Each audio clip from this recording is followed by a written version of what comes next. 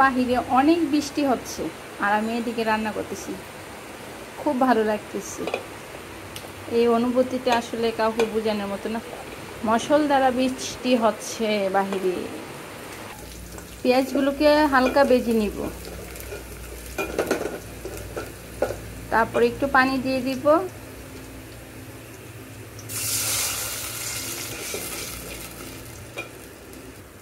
রসুন বাটা দিয়ে দিব। হাতের ছোঁয়া না থাকলে কি তরকারির স্বাদ ভালো হয়? হলুদের গুঁড়া দিয়ে দিব, মরিচের গুঁড়ো দিয়ে দিব, ধনিয়ার গুঁড়া দিয়ে দিব। ভালোভাবে মশলাগুলোকে কষিয়ে নিব। মশলাগুলোকে ভালোভাবে কষিয়ে নিলাম। এখন কিছু চিংড়ি মাছ দিয়ে দিব। এই যে অল্প কিছু চিংড়ি মাছ দিয়ে দিব। একটু ভালোভাবে মশলার সাথে মিক্স করে নেব মাছগুলো। চিংড়ি মাছগুলো ভালোভাবে কষিয়ে নিলাম। এখন পুঁই শাকগুলো দিয়ে দিব।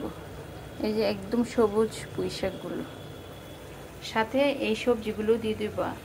আলু, ফুলকপি, পাকা টমেটো আর করলা দিয়ে আজকে এই চিংড়ি মাছের তরকারিটি রান্না করব।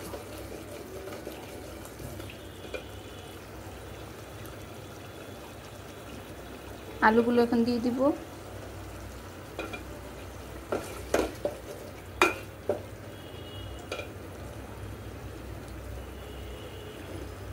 করলাগুলো দিয়ে দিব।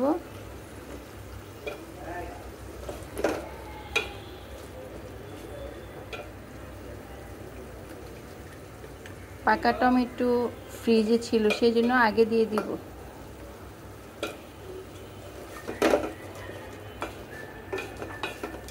ভালোভাবে মিক্স করে নেব সবজিগুলোর সাথে।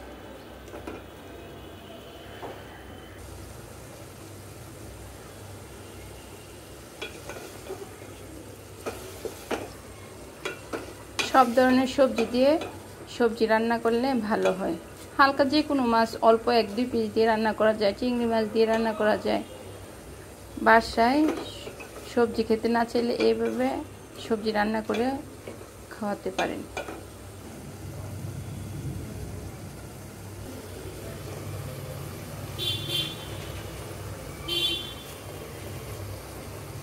এই তো সবজিগুলো দিয়ে দিলাম। এখন ডেকে রান্না করব 5 মিনিট।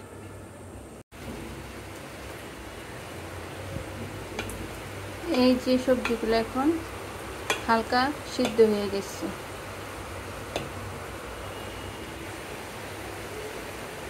বাহিরে অনেক বৃষ্টি হচ্ছে আর আমি এদিকে রান্না করতেছি, খুব ভালো লাগতেছে।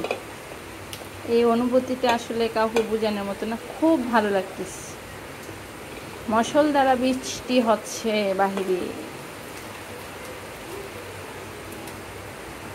এখন ফুলকপিগুলো দিয়ে দিব।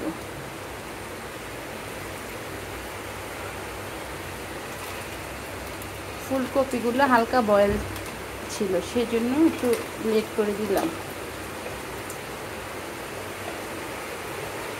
টিপ টিপ বৃষ্টি হচ্ছে, অনেক সুন্দর লাগতেছে বাহিরের দৃশ্যটা।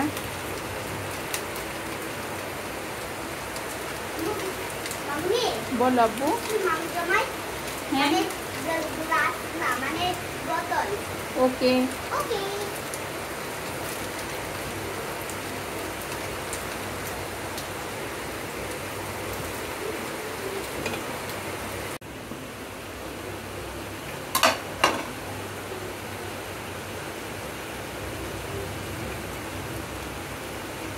টেস্ট অনুযায়ী লবণ দিয়ে দিব।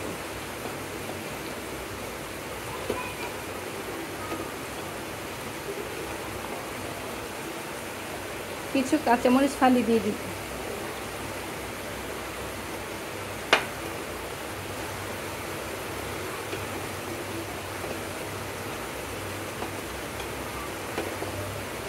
তরকারিতে এক্সট্রা কোনো পানি দেওয়া হবে না, সবজির পানিতেই সিদ্ধ হয়ে যাবে। অনেক পানি উঠছে সবজি থেকে। পুঁই শাক চিংড়ি মাছের তরকারি।